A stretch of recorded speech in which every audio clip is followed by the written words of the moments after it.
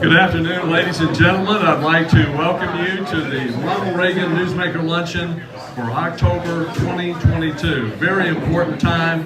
We have elections here in just a few weeks, November 8th, and everybody is anticipating a real wave nationwide where we're going to elect some great conservative Republicans to local, state, and national offices.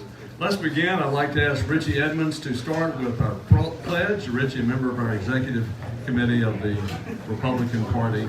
Richie Edmonds, please stand.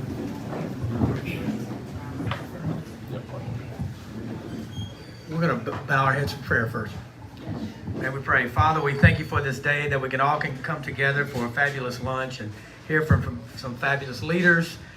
They've been working hard on their campaigning, and it's about 30 days out until the election cycle. Lord, we pray for this state. Lord, we pray for our city. Lord, we pray for our government. We pray for our federal government. Lord, that you would be with us, that you would guide us, that you would lead and direct all of our leaders. And Lord, that we would stand and honor you with what we do and what we say, how we act, how we ask questions, and how we answer. And Lord, it's in your name that we pray. Amen. Amen. And please remain standing. Metro Council Member Lori Adams, would you lead us in the Pledge of Allegiance? I pledge allegiance to the flag of the United States of America and to the republic for which it stands, one nation, under God, indivisible, with liberty and justice for all. Thank you so much. Please be seated. Lori, thank you. Lori is also Deputy Chairman of the Republican Party of East Baton Rouge Parish and a member of our executive committee. Boy, it was just outstanding last night. A new organization held a candidate forum, Moms for Liberty, and that was for East Baton Rouge Parish school board candidates. It was a wonderful event, and I want to congratulate Moms for Liberty. They stand for traditional family values. I think it's going to be a great addition to our community and to the state of Louisiana.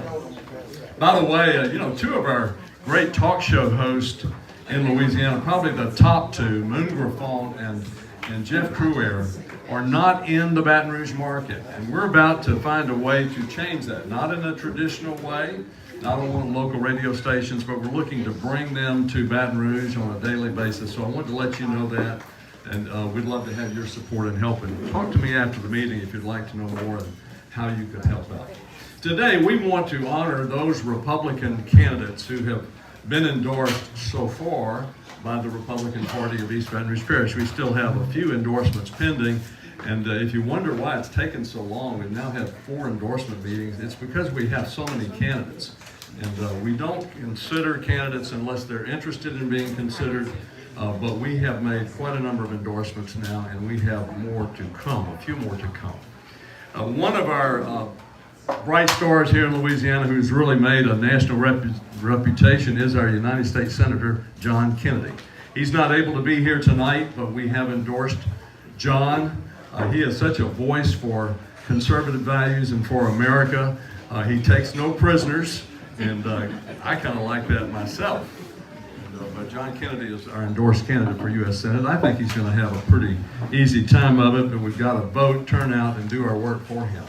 In addition to that, we have our Congressman Garrett Graves, and Garrett is not able to be here today, but his number 2 man is here, and that's Paul Sawyer. Paul is just an outstanding gentleman. He has served other congressmen before and done a fine job. He knows Washington, he knows politics, he knows what's happening, and I want to get Paul Sawyer to come up on behalf of Garrett and bring us some greetings, but also give us a quick update. Only about 5 minutes, unfortunately, but about 5 minutes, Paul, if you would, on the national scene, what we can expect in these elections. Welcome, Paul Sawyer, for Congressman Graves. Thank you, Woody. That's actually a couple of minutes more than I thought you were going to give me, so thank you. First of all, wow. So I read the newspapers this morning, and I was pretty depressed, and just all the junk that's going on nationwide and locally. And then I look at this room, and it's really exciting. You read the bad news in the morning, you come here, and you see all of the great leaders of this community, and frankly, it gives you hope. So I'm glad to be with you all today, and also on behalf of Garrett Graves, just express the gratitude and humble thankfulness of the endorsement for the East Baton Rouge Parish Republican Party. That's a powerful statement. Republican parties are designed to get people elected, and we've done a pretty good job of it. And so, especially in East Baton Rouge Parish, despite growing odds against and headwinds, the local party remains powerful, and it's really validating for that endorsement. So thank you, Woody, and thank you for the parish executive committee. Wanted to say real briefly about the campaign. Garrett is actually hustling. He's running like it's his very first time. He does that every year. He is a strong believer in meeting the people where they are. Our poll numbers right now, our internal poll numbers right now look really good. He's really strong. And by the way, our internal poll numbers come from James Grill and Meepaws and Cajun Catch and Frank's. Meeting the people where they are, understanding what's on people's minds, and of course, I don't have to tell you, inflation, just the high cost of living. Gas prices are about to go right back up. Inflation is just through the roof, and then crime is right there alongside it. And so Garrett is determined in every way possible to address those issues, to reduce inflation, to combat crime, to support local law enforcement, to fund the police, and to represent the sterling conservative values I think are represented here, and also emblematic of East Baton Rouge Parish and the state of Louisiana. Woody had asked for an update on what's going on in DC, and I'm excited to say that Garrett is actually in the thick of it. In fact, he's on the phone every other day with Republican leaders in DC and throughout the country. We feel really good about this midterm election. I'm not going to give numbers because that's going to spook and jinx things, but we feel really good about it. And next year, the next 2 years, President Biden's last 2 years, he's going to enjoy the same TLC that the current Congress gave President Trump. He's going to enjoy that. We feel like our numbers in the House are good. We will have Republican chairs who are going to turn over every rock, who are going to scrutinize the administration, and then also present budgets to the Senate, which hopefully we can prevail there as well, and present some budgets to the White House that actually make sense, that will help fight inflation and will help fund the police and help finish building the wall on the border. Lastly, I'll say this. This is the first step. Again, this powerful statement, this endorsement from the party is the first step. Everybody, please go vote. Early voting is coming up. And grab your friends, grab your neighbors, and thank you all.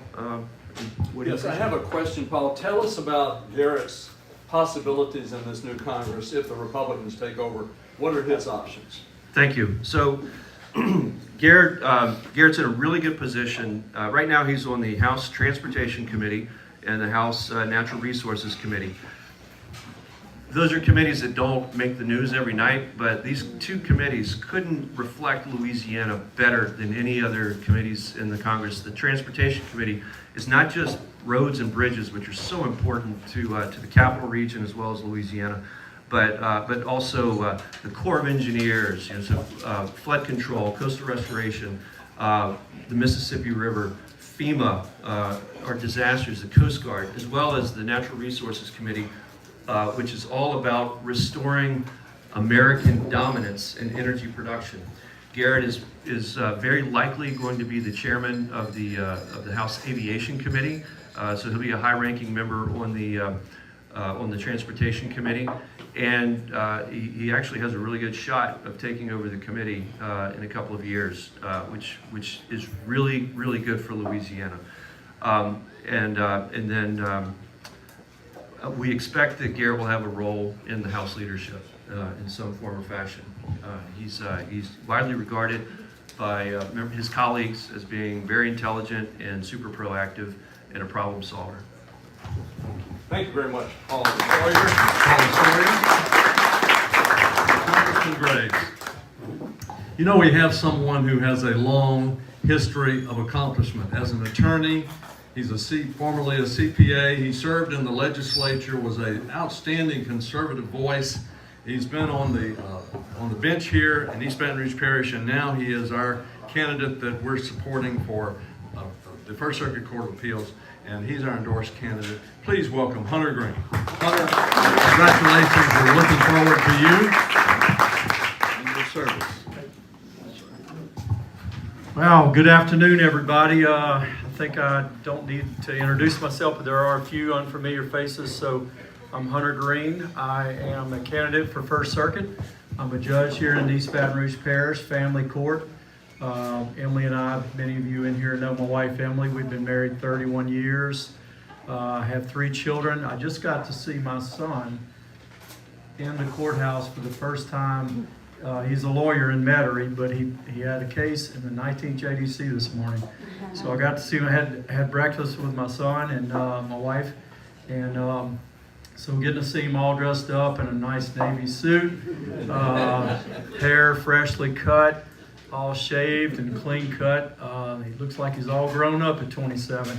And he had his first hearing. He was so excited. And of course, I was like, okay, well, what judge are you going in front of? And then come to find out it's one of my opponents, Don Johnson. So that's his first hearing. And I said, yeah, bless his heart. So I said, son, just say your first name really loud and just kind of mumble your last name. That's my middle child, my son. He's a lawyer. Very proud of him. Then my 2 girls, as many of you may know, my oldest daughter is an occupational therapist. She works with my wife. They do pediatric occupational physical and speech therapy in the schools with handicap and developmentally disabled or developmentally delayed children. And then my youngest daughter, I just passed on the interstate. She was apparently going to lunch. She didn't honk back or call me or anything, but she's an architect at Grace Abear. So they're all out of the house. They're all living on their own. And my oldest is married to a guy named Hunter. He's a tennis pro. So he can't be half bad guy if he's named Hunter. He's a very outgoing guy. He's way more of an extrovert than I am, which is perfect for my daughter. Again, I've been married. Woody kind of touched on it. It was a CPA for a number of years.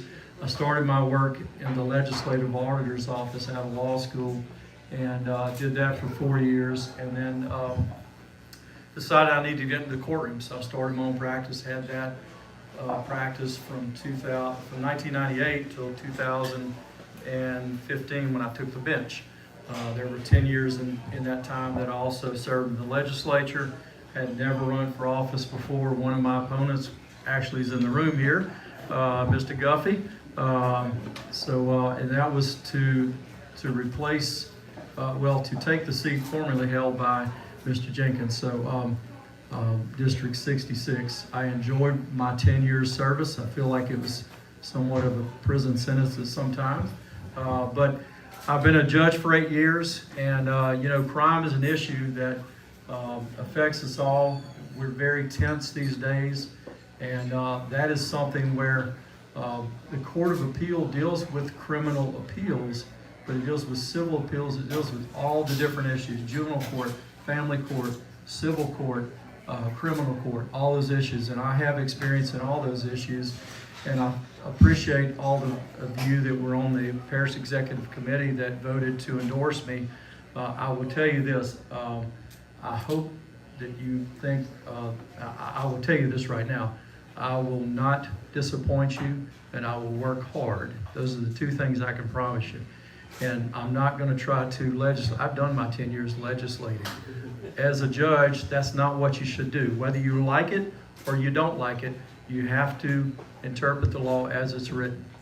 And you don't get into all that intent unless it's somehow the wording is not straightforward. You don't say, well, I want it to be this way, so I'm going to interpret it to be this way. You just have to interpret what is written, the black and white letter of the law. And that's what I do every day. I might not like some of the outcomes that happen in family court, but that's just what the legislature has decided. I had this, and I'll really briefly touch on, I'm endorsed, as you know, by the Republican Party, the only candidate, endorsed by Future PAC, which is the Baton Rouge Area Chamber, endorsed, I'm trying to think what else,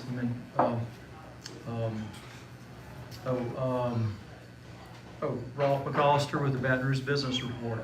So it's not the Baton Rouge Business Report that endorses, but it was Mr. McAllister. And I have, at times, I've spoke my mind, and sometimes me and Mr. McAllister have butted heads on issues. But after doing the interview, I think that he saw that it was clear that I am going to be successful, I hope, in this race. I won't talk poll numbers, but we have polled it. I'm definitely not behind is what I will say. That's the easiest way I can say it.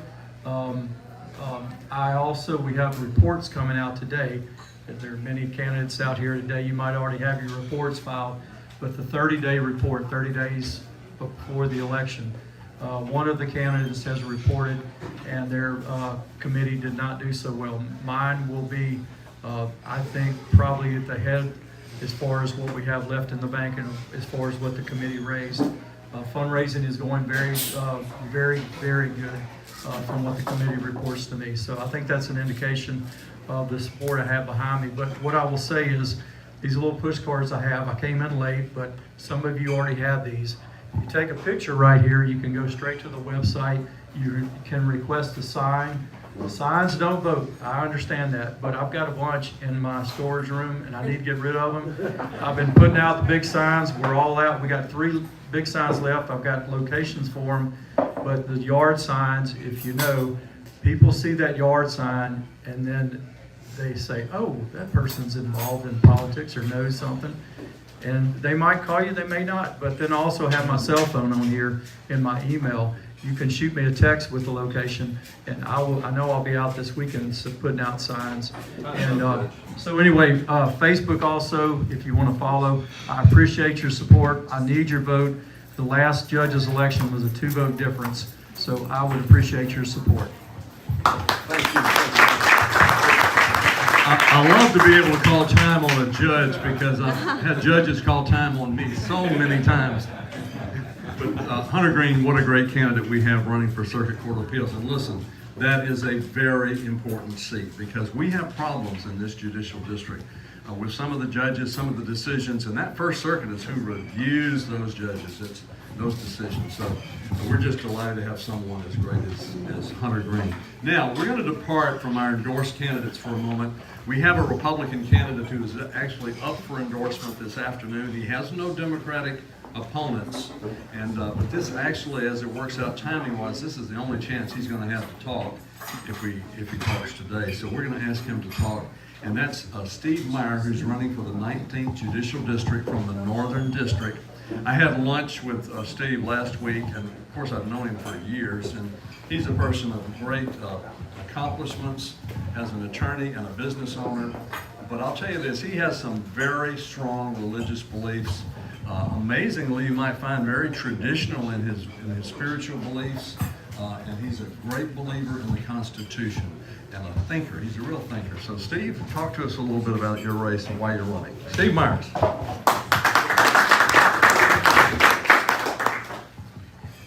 Thank you very much. I am Steve, not Brad Myers. So he is the judge who won by the landslide of 2 votes. We call him Landslide Myers, and that was in a district court race in Southern District. I will talk about my approach, because the law, this library is full of law. It's hard to do that in 10 minutes to shape it all down.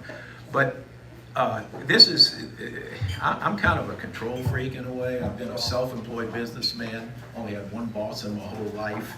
Kind of have a tendency to grow wild sometimes. This is like one of the most humbling experiences I've been through, because there's no way I can do this alone. I was actually asked, some of you heard me tell the story, got a call at 3 o'clock on last day of qualifying, saying, we don't have a Republican in this race, would you consider running for this Republican judge seat? And I looked at the numbers, and it is a winnable seat. Every election is different. But for those of you from Central and that area, Zachary Baker may understand. Those who live in the rest of the parish don't. You really need to go home today and look up the district. Because back in the 90s, when they divided the parish into 3 different districts, one of them was a minority district in the center that has 5 black minority judges. One is in the south with 5, and the one in the northeast has 5 judges. And that one is what we seemingly have strived for, the perfect district, because it's 50% black, 45% white, 5%. It's perfectly even in many of the demographic candidates. One of the judges elected from there asked why he became a judge, Judge Ron Johnson, and he said because the demographics said the district was ripe for an African-American minority. Well, I'm one that believes, regardless of what you believe, part of the greatness of America is the debate. Chesterton said that the purpose of arguing is to argue, okay? It's not just to win, it's to argue, and in my philosophy, it's to find the truth. So in a wider, broader perspective, you know, I'm for argument, I'm for debate, and I am certainly a truth finder. Chesterton, I've kind of rediscovered during COVID. I said that was one of the benefits. I got to read a whole bunch of stuff. But this district, frankly, the way that it's going to win, I call this a stealth campaign, because got in late, we're down the ballot. Most people do not pay much attention to judges' races, as Hunter said at another talk. They just don't pay attention. Most people don't end up in court. So there are a lot of problems at the district court level. There's a lot of issues with law.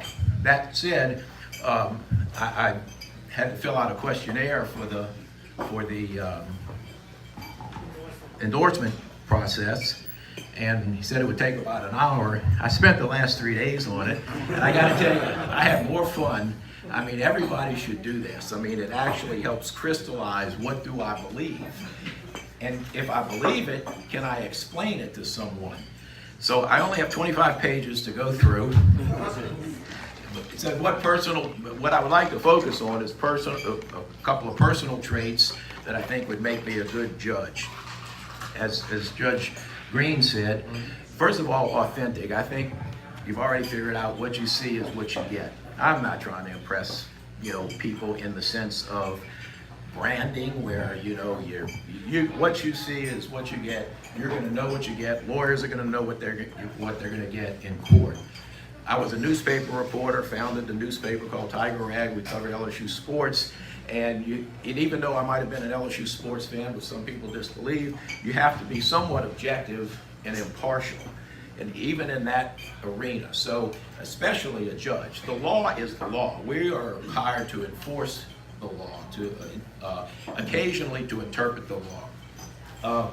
I am stubborn and hold positions. I call it stick-to-itiveness.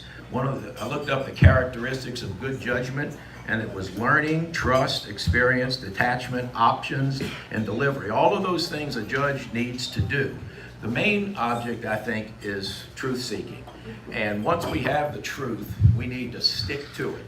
It doesn't change based on cultural norms and cultural mores and various, fads and that sort of thing. In the legal sense, let's take a case, traditional marriage. Well, this is not a new concept, okay? This has been around for 2,000 years. We have to be flexible enough to, look, I used to say, I want my beliefs challenged. There's only 2 outcomes that can happen. You challenge my beliefs, I re-examine it, and I either change a false belief or I strengthen a belief that is subject to the truth. The judgeships in this area, I think, have maybe tilted in some ways a little bit toward maybe ideology where there are attempts to change society from the judicial bench, and that's not where it's supposed to be done. It's supposed to be done by people. I want to say something about a little difference that I might have. I'm a fan of the Louisiana Constitution, and even in law school, part of the reason, and I went back to law school late, part of the reason is this man, who in my opinion is one of the great patriots, not just in America, but in Louisiana. Our Constitution is far ahead in individual rights and property rights and all kinds of other rights than most of these states. Right to life is a good example. The Civil Code of 1820 said the unborn child is in the mother's womb is a person for all purposes from the moment of conception. Even in law school, I'd say, well, I don't understand. How can a baby in the womb inherit if it's live born, and someone be charged with murder or infanticide if the baby is killed, but you can't control the pregnancy itself? I'm kind of in the logic. Never really took it, but maybe that's why it's appealing for me, because it's quite fascinating to see all of these arguments on constitutional issues. The right to bear arms. I may have to change my position. First Amendment, it's clear. No law means no law. So when it comes to religion, freedom of the press, but then we have time, manner, place, restrictions. Jurisprudence is supposed to explain the law, but we've gotten to the point where we just do whatever we want to do and then find some spin in order to justify it. On the right to bear arms, the Louisiana Constitution doesn't mention the word militia, as I understand. So it's not the purpose of a well-regulated militia. We have the right to bear arms. When I said well-regulated, really never really studied that very much. And so I went back and looked at it, and the semantics of well-regulated, and some of you will know this argument from the Oxford Dictionary, it's been around long before 1776. It meant, examples were practice of well-regulated courts, well-regulated clock. What is that? Well-regulated person will always blame the mayor. A well-regulated mind, like a clandestine proceeding. Well-regulated at that time referred to the property of something being in proper working order. So I think maybe we do need government control of guns. We need them to come in and check and make sure that your weapon is in working order. In all seriousness, that's the law, and that's the fun of the law. But what's the purpose behind all this? Get to the truth. One thing that is, as I've gotten older, the beauty of getting old is you can look back and you see that time seems to pass fast, but yesterday is 1870 and 1918 I read. 1918 to 1970 is the same from 1970 till today. And so these discussions go on and on and on. We're going to have the discussion on abortion for a long time. I'm actually for probably a constitutional amendment. Might think that it's easier to do a constitutional amendment on abortion than it would be to go back and forth with a severely divided society where whoever controls Congress totally undoes everything the whole idea behind stare decisis is you find the truth and it marches on, and you can somewhat rely on the truth even though there's problems in the past.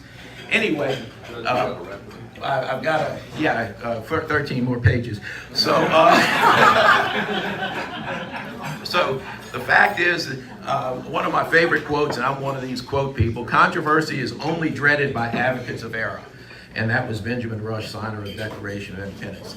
Love continuing the discussion, but for this point, I'm hoping that they'll will endorse me. I can tell you this, I will learn fast, I will be a good judge. It's probably going to be a criminal seat, but that's another whole controversy that goes on in there. I will study the issues, you'll know what you're getting, I will be honest, and I will try to effectively, the best I can, apply the law and still be as much involved in the issues of jurisprudence than I possibly can. I appreciate the opportunity to speak. Thank you. Great job. I'll tell you what, we need to post Steve's questionnaire online so everybody can read it. I want to tell you that once he's elected judge, you're going to really enjoy reading his decisions. There'll be a lot of fun. I'm going to go out of order just for a minute because David Talbot, who has been president of our school board on a number of occasions, does such a great job on the East Baton Rouge Parish School Board, is going to have to depart. And David, can you take a moment before you do leave to come up and talk to us a little bit? David Tatman done such a great job on the East Baton Rouge Parish School Board. Thank you. I only have 4 pages, so it'll be a lot. I mean, following all these lawyers, guys, it just can't be good. No, I'm David Tapman, President of East Baton Rouge Parish School Board. I apologize for having to leave. I have to testify before the Board of Elementary and Secondary Education about the return of Capitol High School to the district from the RSD. So I'm not leaving to go lounge somewhere. I'm going to work for the district and for the taxpayers. I'm delighted to be here. I've been knowing Hunter forever. I've worked many years with Shirley Bowler. I've worked with Liz. I've worked with so many of you who have served with Woody when he served. Public service is an honor and a privilege, but it's also sausage making. It's very difficult. And I appreciate people like Lori White. I saw her on TV today, and she's got some tough decisions to make, and we all have tough decisions because there are no yellow lights. There might be in the legislature, but there are no yellow lights where we are. We got to either pick green or red, and we got to get it done. And so I'm running for re-election. Campaign's going great. I'm very excited. You know, I put these push cards together, which have a beautiful picture of my family, but not really. I mean, that's me. That can't be that great, right?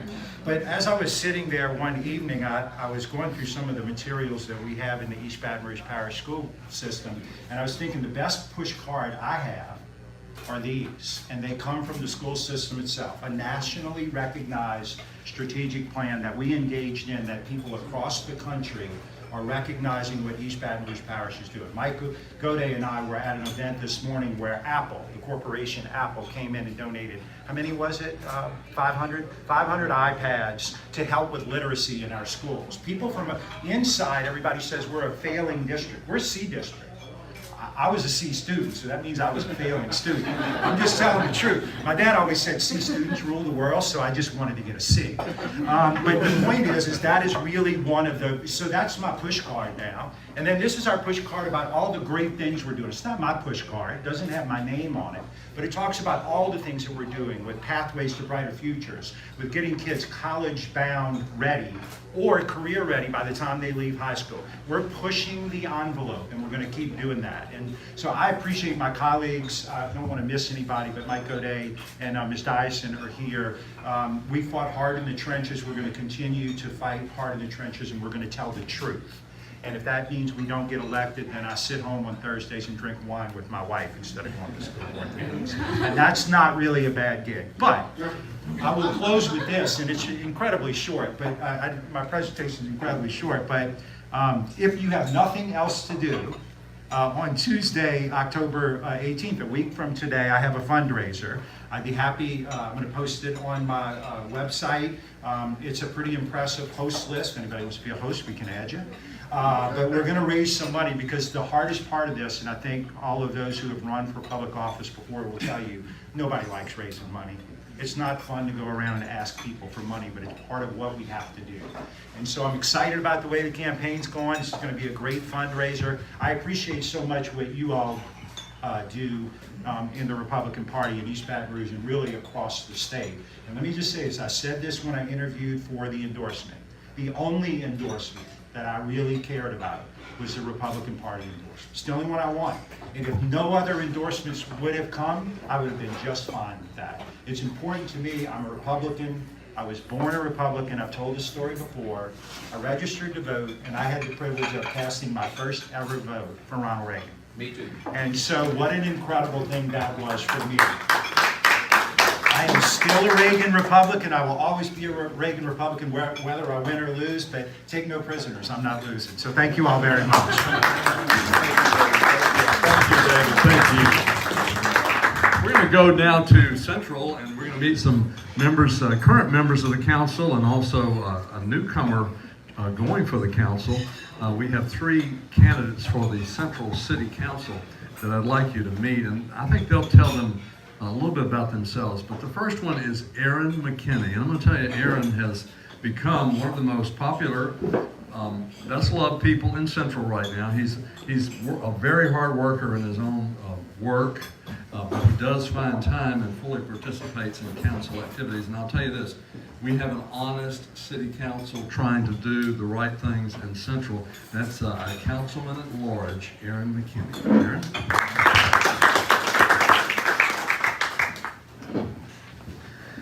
Thank you, Woody. Thank y'all for having me today. A quick intro about myself, because I want to spend more time talking about what we've done for the last 4 years and what I want to see done for the next 4 years. So Aaron McKinney, born and raised in Central, graduated Central High, went to LSU, double majored in chemical engineering and chemistry. I've been in the petrochemical industry my entire career. Since then, I've worked my ways up from process production, reliability, projects, capital management, and now I'm in asset management. So for any of you industry folks out there, you know, that company entrusts me to run their business like a business and to be fiscally responsible and turn a profit. That's the same mindset that I like to bring to doing city business and handling taxpayer dollars, making sure that you return it back to them in an effective way that gets a lot done. I've been married since 2016. My wife and I have had 3 children together. We've got another one on the way that'll be here in April. So excited to do that. Like Woody said, I stay busy and they're part of it. The 8 goats, the 8 sheep, the 2 pigs, the 2 dogs, and the farm that I keep up with too. But I tend to be kind of hyper, so I've got the energy to keep it going. So the last 4 years about Central, drainage, roads, and infrastructure. That is what everybody was concerned about, and I'm happy to say that I've done exactly what I said I would do during my campaign the first go round. My brain works is, you know, have a plan, work the plan, check your results, and adjust if needed, and that's exactly what we've done. We've been really strong on our basic maintenance, implementing things on a regular time frame. It's cheaper to go in and maintain something than to have to come into a ditch and cut down 10-inch trees every time you go in it, because you're only going in it every 20 years. We funded heavily our off-road drainage problems, getting the things that are connecting the neighborhood drainage out to the main bayous. Those things, you don't see them, they're not pretty, they're not on the road, but we're digging them. And then also, I've been happy to pledge funding for a lot of special projects. We've got the Beaver and Blackwater Bayous projects coming to Central from the Corps, and we're very thankful for that. And then as I was given the privilege to help vote for the snagging and clearing of the co-meet, and wanted to thank Metro Council Member Moak for his contributions and bringing that to us and giving us the opportunity. Infrastructure was the other one. Road improvements, I funded road improvements across the board and all the special projects that went along with that. I'm happy to say that our roads are not in great shape, but they're heading there. And it's a never-ending process, and we'll continue to get that done. Something that's near and dear to my heart, I do live out in the Bonies, and we don't have internet service out there. And it really got driven home during COVID that I was thinking, if I'm in Central and I don't have internet, are there other people that don't have it either? So I pulled together an initiative with our engineering firm. We did a study of the city of Central, and we'll be working towards getting those improvements brought to where every house in Central has broadband, and that's a goal that I have by the end of this next term. I don't want to leave our kids behind without access to the internet and without access to broadband, and I don't want to leave the businesses that may want to come to Central behind with a failing and lagging broadband system. Quality of life, spent a long time fighting blight, doing city beautification. It's not a fun part of what I do, but I believe it's really important. It helps keep crime down, it helps keep your quality of life up. And speaking of crime, we've got some members from CPD here with us today. I hope that they'll tell you that every time they've asked for something or needed something, that I've been one of them, that I've been right there to help fund you guys. When I say fund the police, I truly mean it. I put my money where my mouth is, and said, if you need a tool to help keep Central heading in the right direction, I'm here to give it to you. The last part is my personal response. I'm hands-on. I told y'all I like to work. It's just part of who I am. It's in my DNA.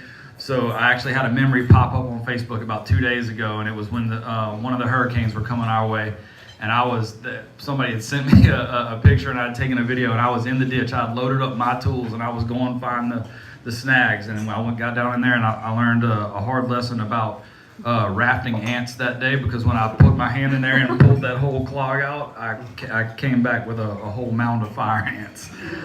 Don't do that.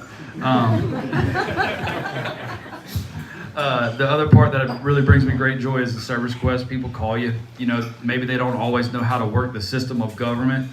That's what I'm here for. That's what I'm here to do. Call me and tell me your problem. I'll put the work request in. I'll follow up. I'll make sure that the money's in the right places to get these things done. So I asked for your vote on November 8th. I wanted to thank, again, the East Baton Rouge Republican Party for the endorsement. I think it's going to go a long way in helping keeping Central conservative and, keeping us red and keeping us heading the right way. Thank you very much, Aaron Mckinney.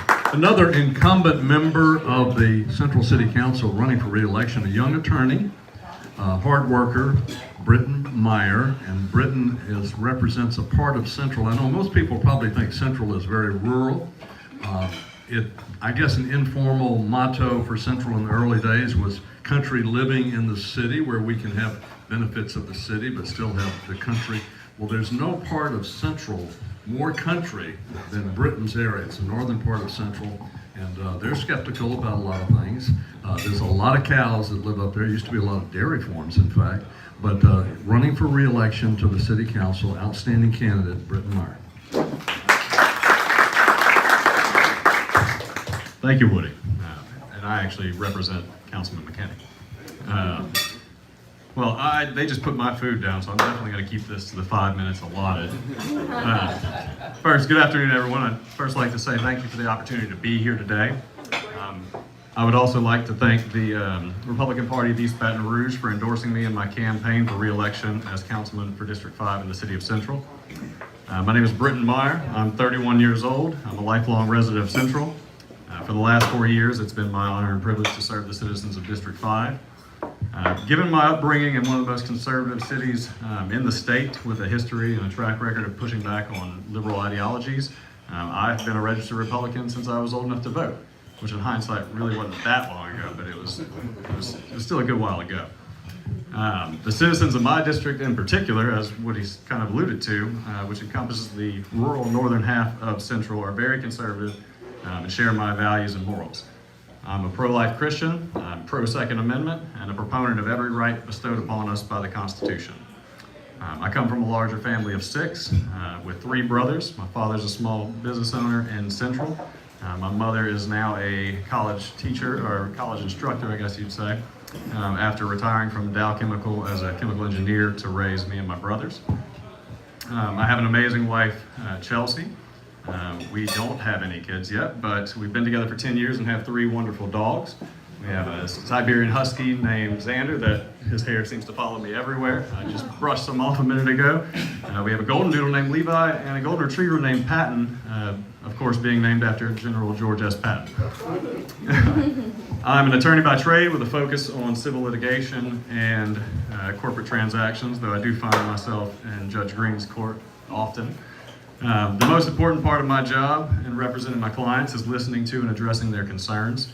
Likewise, the most important part of a councilman's job is to listen to and address the citizens' concerns in a prompt and efficient manner. So while I greatly enjoy my law practice, I can say a few things in life that brought me the joy and satisfaction I've felt from serving others and helping those in my community. If re-elected, I will continue using the knowledge and skills I've gained as an attorney and acquired over the last 4 years on council to continue representing the citizens of Central, to ensure that their tax dollars are spent wisely, and to protect the future and values of our conservative community. I actually feel as though I have an obligation to run for office again. My generation is the next group of leaders whose decisions will impact the future of our city, our state, and our country. I know most of you have seen the way that, and the direction that my generation and those behind it would like the country to go. Frankly, it's pretty terrifying. Just look at the explosion of crime. Look at the reaction to the Supreme Court righting its prior wrong and reversing Roe to leave the decision-making to the states. That's why it's critically important to have young, strong conservatives like me involved now. We simply do not have the time to waste. As a legal professional, I understand it's critically important for our elected and appointed officials to uphold and defend the Constitution from attacks by ultra-liberal activists and politicians, which are so prevalent today. With some experience now under my belt, I can be that conservative voice, both in representing the citizens of Central and encouraging young conservatives to join the fight and get involved. Getting involved at a young age, I have the advantage of an early start. I like to think that I can be a voice at various levels of government over the next 30 years or more. That is not to say that I am using this council seat as a stepping stone, because I am not. I love my city with all of my heart, and I will continue to serve the citizens as long as they will have me. However, if later on down the road when my work in the city of Central is done, I can be an advocate, a more efficient advocate for conservative values at a higher level, I would be happy to do that. But we have a lot in Central that I want to get accomplished. Basically everything that Aaron said, we've been lockstep on almost all of our projects, all of our initiatives, and all of our priorities. It's been a pleasure to serve with him. But I'm grateful for the endorsement of the Republican Party. I know it'll help me in my reelection so that I can further our conservative ideas, values, and goals. And it was a pleasure getting the opportunity to come here and speak with you today. And if you do happen to know anybody in District 5 and Central, tell them to vote for Brenton Meyer on November 8th. Thank you and have a great afternoon.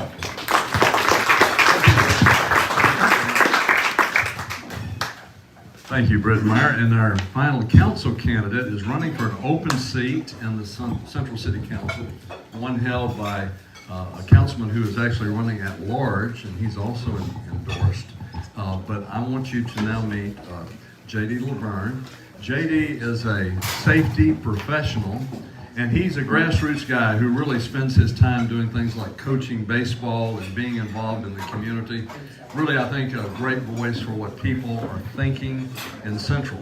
You'll notice the quality of the candidates that you're seeing. It's because there are great candidates, but it's important that we get to know them, we investigate their background, their character, that we question them in detail about their beliefs. And believe me, if you make it through our endorsement process, you're worthy of consideration, because it's not easy to get through this process, and we make it that way. So not everybody's going to be endorsed, but we're proud to endorse J.D. Laverne for the Central City Council. Thank you, Woody. Hey there, thank you for having me. Again, my name is J.D. Laverne. I'm running for Central City Council, District 2. I'm excited to be here. I really just want to start, and I think Woody hit it. Thank you to the Republican Party of East Baton Rouge Parish. I appreciate the committee approach, the thorough background investigation, the questionnaire that was provided, as well as the interview and the questions. I really appreciate that process that ensures a fair endorsement. I hope not to be too long-winded, but I am excited. I'm very excited.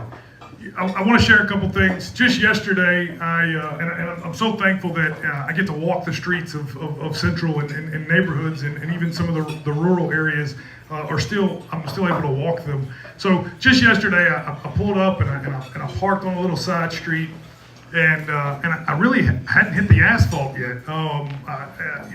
And the lady pulled up and she said, "Hey, I gotta go get my kids, but I know who you are, and I want you to put a sign in my yard. I live right over there." And she pointed to her house, and that was just so incredibly humbling. She had done some research, she had looked into the candidates, and she had her mind made up. Now I look forward to going back and knocking on her door and talking with her, but she had already done her research, and she knew who I was, and she knew I was coming to her neighborhood to talk to not only her but her neighbors as well.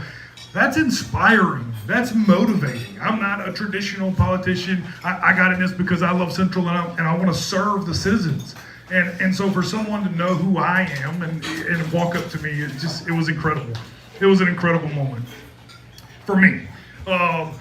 So I, before I could knock on the second door in the neighborhood, because the first one there was no answer, and that's disappointing. Before I could knock on the second door, I saw a man driving around very slowly, inquisitively, like, what's this guy doing in our neighborhood? What's he doing, right? So I was about to knock on the door, and I saw him. He was driving slowly. I said, you know what? I'm going to wait on knocking on the door. And so I went out to the road and approached him and got his attention. And he kind of pulled up, kind of halfway in the driveway, and he stopped. And I introduced myself, and And so from there, he started to ask me questions, you know, relevant to the race, relevant to my background, my history. And as he asked me questions, he said, you know what? He said, you're wonderful. You're exactly what I want. You are a great, young, strong Republican, and that's what we need. You've got my support, and you can put your sign right there, right? And so he told me again, you know, go put a sign in the yard. He was proud to support me, and I can't appreciate that support anymore. I'm so grateful to have had those experiences. I want to share one other quick story. Happened about 2 weeks ago, knocking on doors, and as I approach this next door, I'm looking at my little spreadsheet, and I'm like, okay, like, wow, this guy's 94 years old.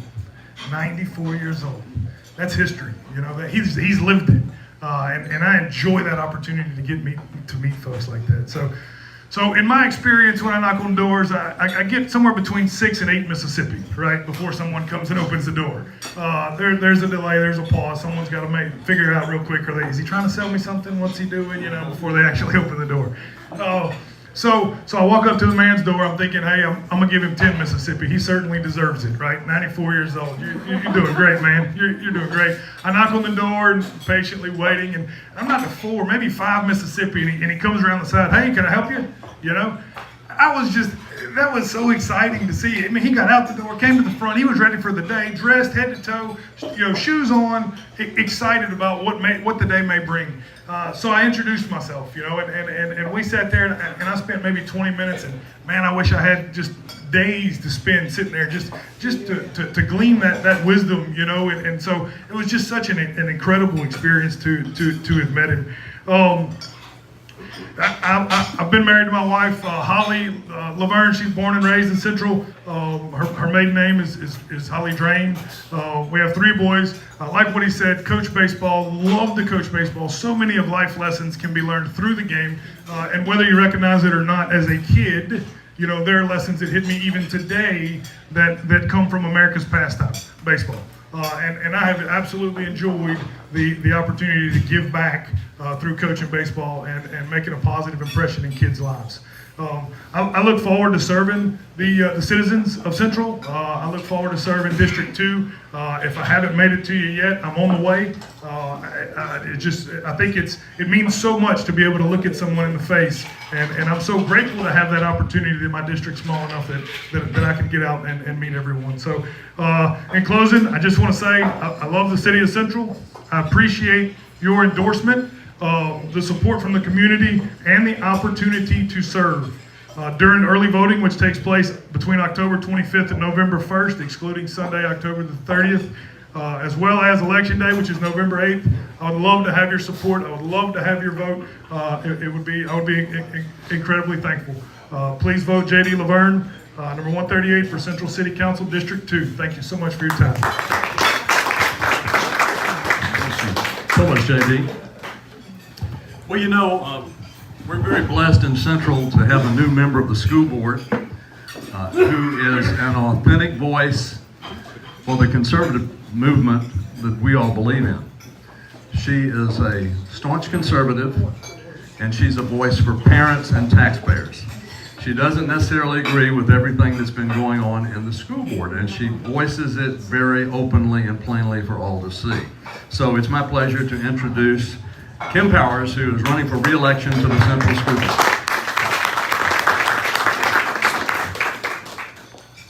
Thank you, Mr. Woody. And thank all of you for being here today.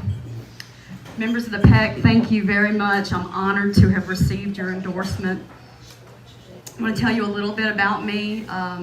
My daddy served on the city council in the city of Bogalusa in the 80s. And my stepdad at the same time served as councilman at large and mayor pro tem in the city of Slidell. He was also a delegate to the Constitutional Convention of 1973, and he helped write the Constitution of the state of Louisiana. He's a quiet hero. He's my hero. I'm very thankful to the Lord for bringing him into my life when he did. So I've been involved in politics, watching from the sidelines since I was 10 years old. For the past 8 years, I've volunteered here with the Ronald Reagan Newsmaker Luncheons, helping to host and to broadcast the meetings. Now, I was elected to the Republican State Central Committee in 2020 to represent District 6F. I represent portions of 3 different parishes, and I won that race by one vote.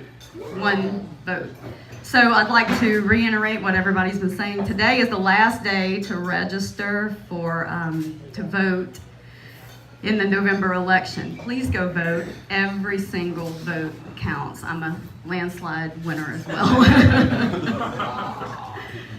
So last year, the Republican Party of the state of Louisiana issued a statewide call for candidates to run for school board. And it just so happened that there was a vacancy in my district. So I stepped up. I answered the call of the LAGOP. Now the issues were the same in Central as they were across the state. The willingness of our school boards to automatically roll property taxes forward without a vote of the people. And then the decisions to follow the unconstitutional mandates of the governor, including putting masks on our children in school and shutting down schools, were the key issues. And these issues resonated with the families in the district. We could write a book on door knocking. You've had some interesting experiences, it sounds like. Last year, I was talking to a gentleman, and I knocked on his door, and I always back up a little bit because you never know what's coming. And he said, "Come on in," and I don't know about all that. So he very slowly came over to the door, and we talked. I mostly listened, but he talked and he talked, and this year was a little different. I knocked on his door, and he said, "Come on in," and I went on in for about 15 minutes. So my door knocking is slow, but I'm out there most days.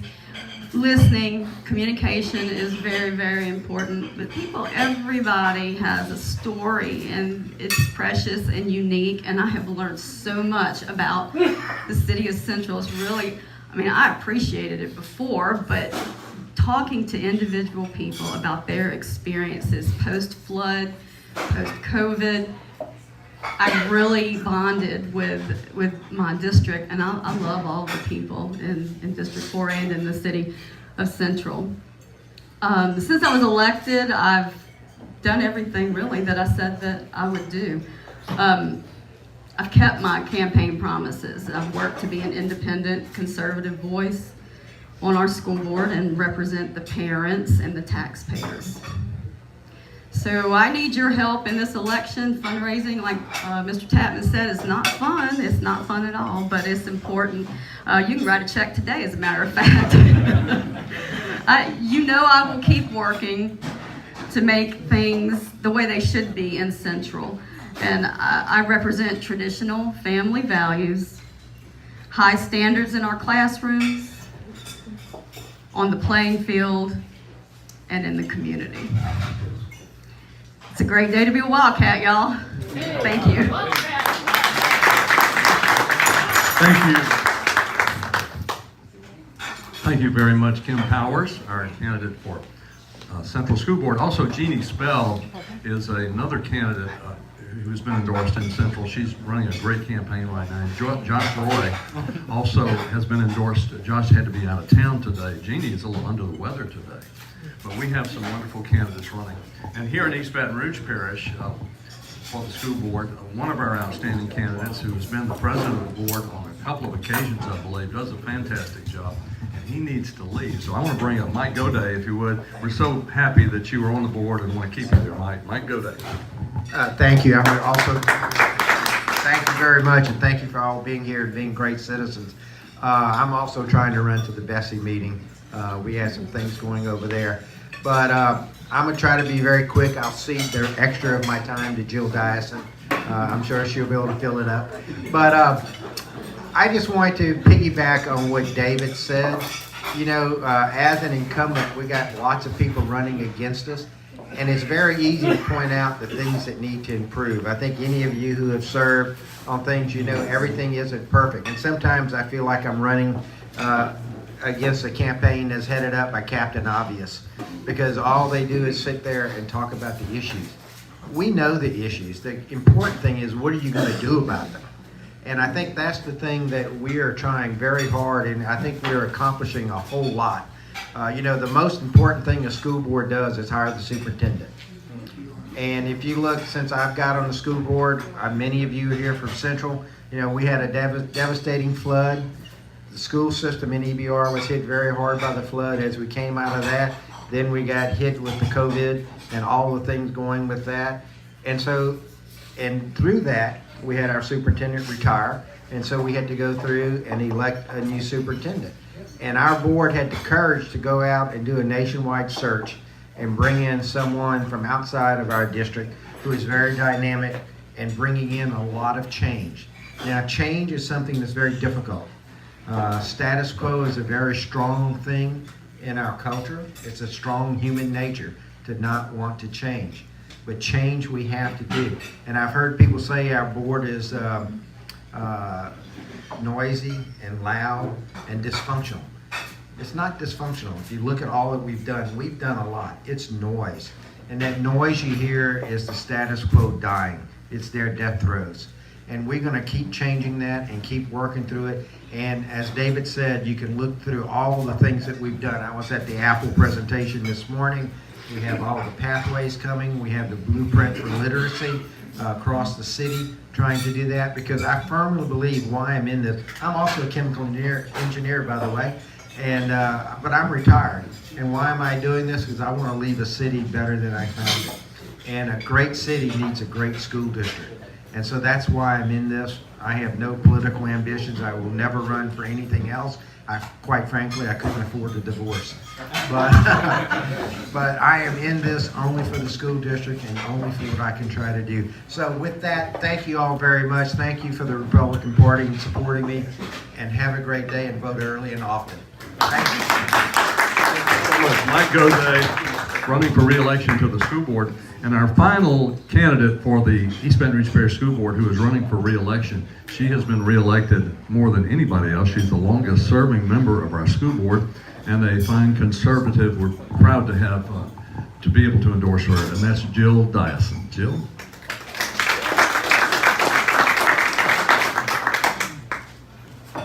Thank you, Woody, and thank you everyone for coming out to hear us today. And providing us the opportunity to speak with you. So yes, I am Jill Dyson, and I am the only candidate in District 6 endorsed by the Republican Party of East Baton Rouge Parish. And I take that I'm very honored to have this endorsement once again. I am proud of the things that we have accomplished. We have a lot of work to do, and we know it, and we are aggressively attacking issues and challenges head on. One of the things, and I've talked with you a number of times, so one of the things I realized is that maybe some people didn't know some of my background and kind of what I do with my other hats that I wear. But I am the executive director of Lacfa. It's the Louisiana Association of Children and Family Agencies. Our membership is comprised of providers of mental health and behavioral health. Some of our most at-risk kids. Our providers have residential facilities. They also are part of the foster care system, where they're encouraging families, monitoring families that are serving our foster children and trying to increase the number of homes for these foster children. So I'm also appointed by the governor to the Children's Cabinet Advisory Board, and on that I also serve on the Vulnerable Youth Subcommittee. I'm a member of a national steering committee for Families First Prevention Act services and state associations for children. I'm on the board of directors for Junior Achievement and a longtime member of Jones Creek Area Business Association. I'm also an alum of the Leadership Baton Rouge. So these are just some of the things that I do. I was raised in Broadmoor, and I went to Broadmoor Elementary, junior high at the time, and high school, and then went on to LSU. I am a member of St. Andrew's United Methodist Church, and I hold a Bachelor of Arts. And I have two great children, and my children went all the way through our public school system.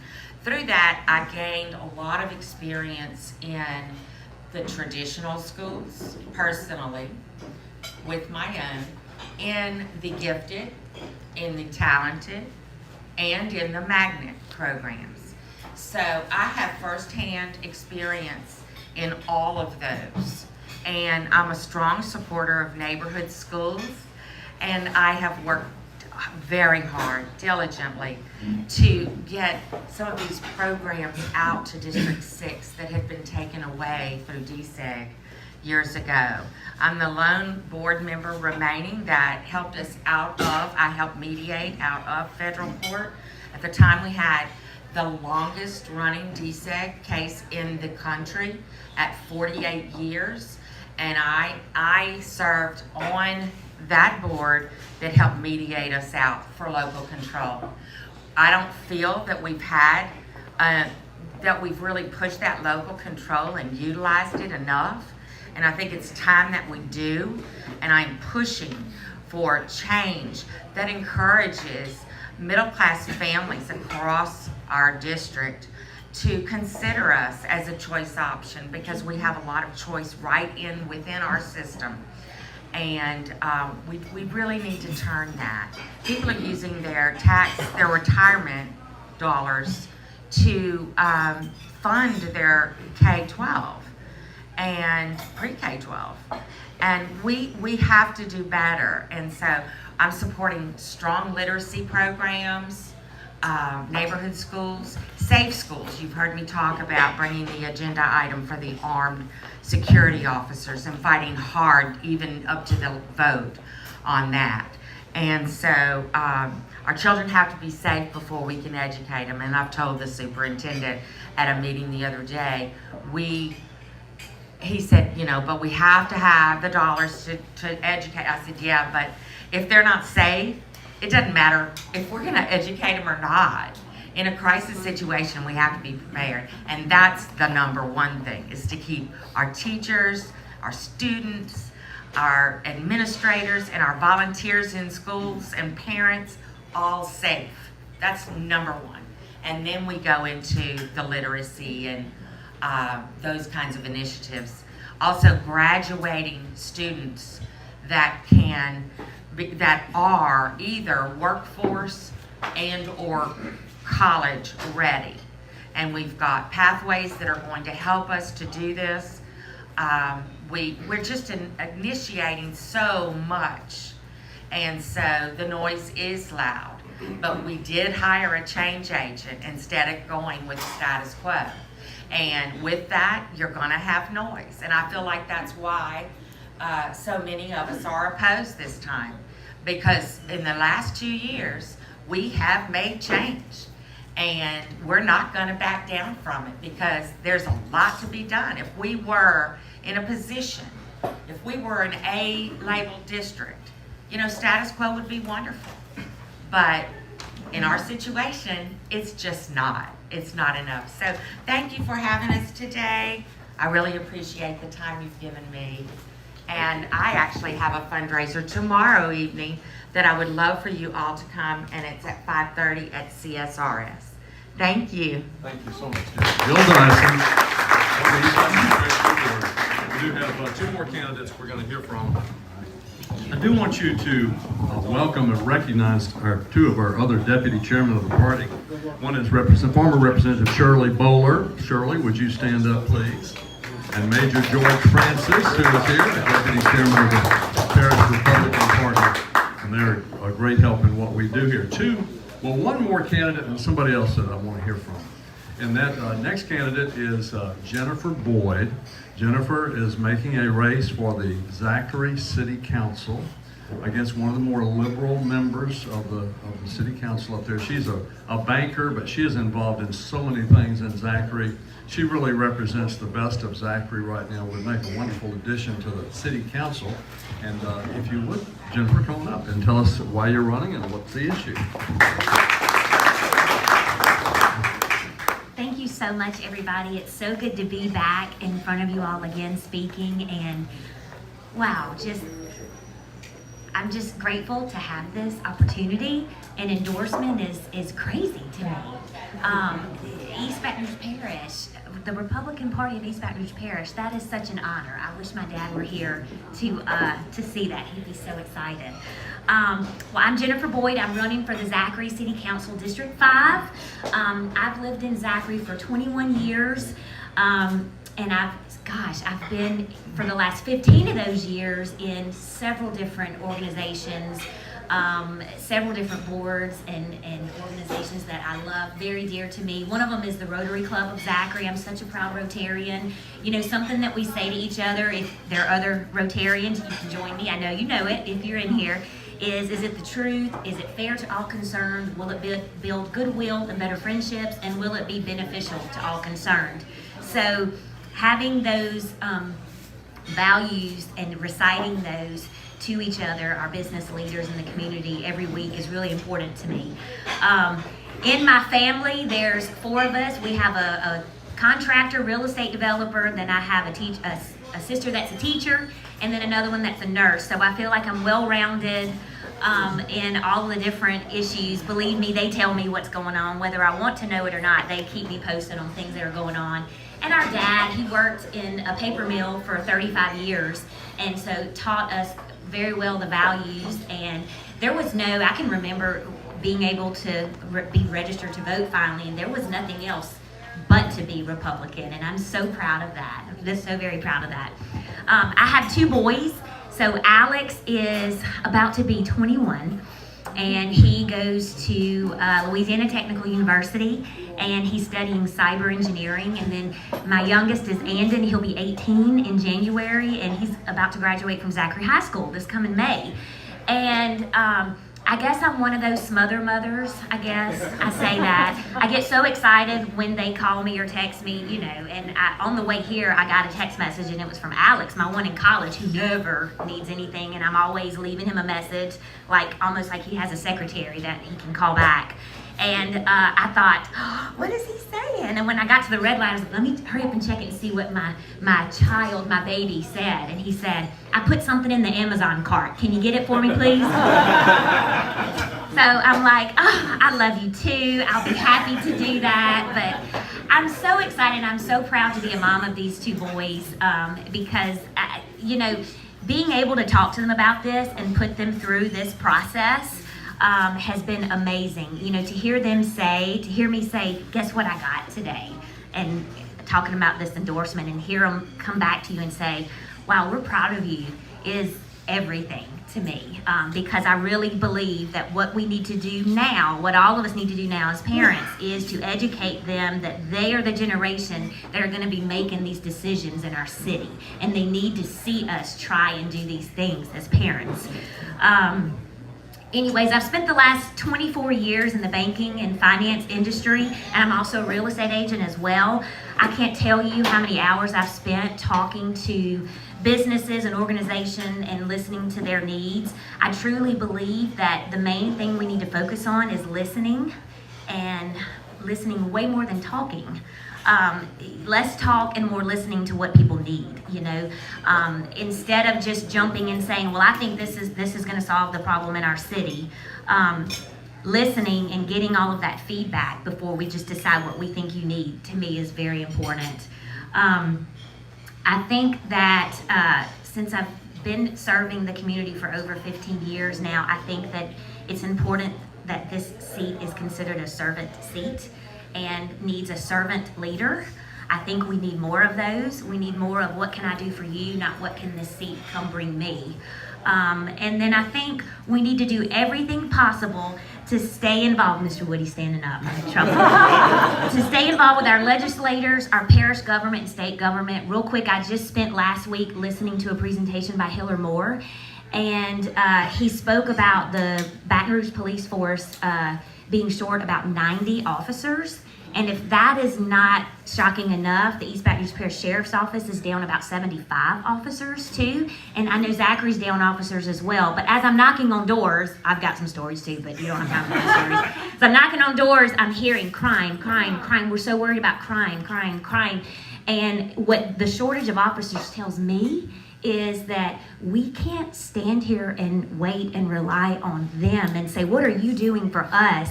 We've got to get out in our communities and mentor our young people, work with our judges, work with our legislators, and say, what can I do? Because I can't wait for a police officer if there's not any, and if we need more. Anyway, thank you again so much. I'm so honored and humbled, and I really appreciate it. Thank you. Thank you, Jennifer Boyd. And yes, be armed and be prepared. Like I am. The last one we're going to hear from, and the reason I want to call on her, she's not, I don't think, a declared candidate. I'm hoping she will be soon, if she's not already, for Attorney General. But this lady has done more to fight the dictatorship that we have been under the last couple of years from our governor than anyone except maybe her boss, the Attorney General. But Liz Merle is our Solicitor General, and she's in the trenches, in the courts, writing the briefs late at night, arguing the cases with the highest degree of professionalism, and with tremendous success. We need to write a book, really, on all the success that the Attorney General and Liz Merle have had the last 2.5 years. It's phenomenal. But Liz, since you're here, would you take just a moment, come talk to us a little bit about what's happened and what you see going on, what your plans are. Liz Merle. I'll tell y'all about what's going on in the race. I am a declared candidate. I'll have a formal announcement in November. We've been preparing to do that for over a year, frankly. But now that Jeff has announced that he's running for governor, it's the path is clear, and it will be an open contested seat, and I intend to run for it. The campaign's been going great, and it is encouraging. I want to tell you thank you to all of the people in this room who are running for office. I'm here today to hear you. I didn't come here to speak. I came here to hear you and to meet you, because I am so grateful to have good people that are running for offices like city council and school board and judge. And I've known Brad and Steve for a long, long time. Steve longer than Brad, really over 30 years. I've known Hunter for a long time too, worked with him in the legislature. I've known David Tapman for a long time, and I'm just really, I've known Garrett. I've worked in the trenches with Garrett. And so I'm very, very grateful to have people that I respect and that I know are really committed to public service. Thank you. Thank you for running and for serving. That's why I'm doing it too. And it's because I've got 4 kids, and I want them to have good people in office. I want them to see good people running for office. I want them to see me running for office. I think we can't sit around and wait for good people to step forward. We have to step forward if we want other good people to step forward, and that's one of the reasons that I'm running too. I will tell you real quickly, because I know everybody's to get ready to get out of here, on a couple of things. The redistricting case was argued this last week at the Supreme Court. It was, today's the 11th. It was argued last Monday in the United States Supreme Court. It was about a 2-hour argument. Alabama is really up front and center, but our case is right behind Alabama's. We managed to get a stay. I led a team that obtained a stay on the redistricting litigation.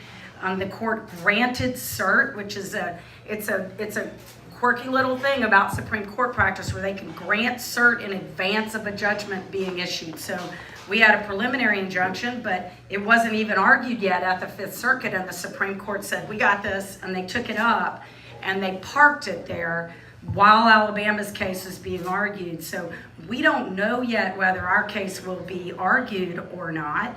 We're preparing for that if it is. Our case is actually a better factual case for the Supreme Court, because we did redistricting with a second majority minority map district in 1990, and then we defended it for 10 years and failed to defend that map because it was found to be an unconstitutional racial gerrymander. We're now being pushed and told by a federal judge that we have to draw a second majority minority map with basically the exact same demographics. Nothing much has changed in terms of the distribution or the demographics. But there's been a lot of political maneuvering, I think, nationally in redistricting, and we've gotten pulled up in part of that wave. But we have a better case to make because we can show how poorly basically the Supreme Court has created the rules of the game, and now the legislature just doesn't. I mean, they're put in a position of not knowing what to do. You know, you're damned if you do, you're damned if you don't. And at the end of the day, what they want to do is draw a map and carry out the functions that they are constitutionally empowered to do, draw a map and do that themselves and not have it be done by a federal judge. So we're going to watch for that, and then we're going to argue it if we get called up. The other thing, and there was a comment about consent decrees, and I want to tell you that we are fighting old consent decrees. We're doing it on DSEG. We're doing it in the New Orleans case. You talk about 90 people short in Baton Rouge. They're 900 short in New Orleans, and that's because of the consent decree, frankly. So consent decrees have a place. I mean, I think they should be very, very, very judicially, carefully. We should be very judicious about jumping into a consent decree because it's not. There's no judgment. It never gets appealed, and it stays in place forever. And you can see that most acutely in these DSEG cases. We're involved in one right now in St. Martin Parish that's been in place since 1968, and it served a purpose at that time. And then it was dormant for 30 years until a federal judge tripped over it on the docket, reopened it, and is now closing schools. That judge resides in Shreveport and is controlling a school district that's in St. Martin Parish. She doesn't live there. She's never been there. She doesn't, but I mean, she's very, very aggressively working to keep this. And frankly, the lawyers who are trying to push this case are in New York. So we need to be involved in those. I think the Attorney General's office has a significant role to play to address these old consent decrees, to prevent them from becoming new cases that are packaged in old ones. And so I think that that's an important thing because we're seeing that happen in a lot of different areas, and it's really has very, very negative, just seriously, I mean, for some people are dying in the streets of New Orleans because that consent decree is inhibiting the ability to hire police officers to manage, to have the actual people who are accountable to the electorate to manage the police force. So we just need to keep fighting that. Thank you very much. Liz Merle. I want to say this, that a lot of times when you support someone for public office, you wonder what kind of job they will do. You hope they will do a great job. But let me just tell you, if Liz Merle is elected Attorney General, I have no doubt the kind of job she does. And as you can tell, she means business. Once she's very thoughtful, but once she makes a decision, she means business. And that's the kind of Attorney General we need. So one other candidate, he got to speak to us last time, but I want to just, we won't have time to hear from him, but David Connigan, who's running for city judge, and Zachary. David, you're a great candidate, and we haven't made a decision on your race, but we will soon, and thank you for offering yourself. Are there any other candidates here that haven't been recognized? I want to thank you all for coming. Isn't it wonderful? Let's give a round of applause to these fine candidates. It's an honor to have them offer themselves. Thank you so much, and we'll see you next month at the Ronald Reagan Newsmaker Luncheon. Wait, Cecil, you had an announcement? Yes, I just wanted to announce that the Chamber, East Baton Rouge Parish Chamber of Commerce with a couple other groups are having a town hall meeting Monday, October 24th, 6 to 7:30 on the I-10 fiasco widening. And we'll send out notices on that too. Thank you very much, Cecil. Kavanaugh, we do stand adjourned.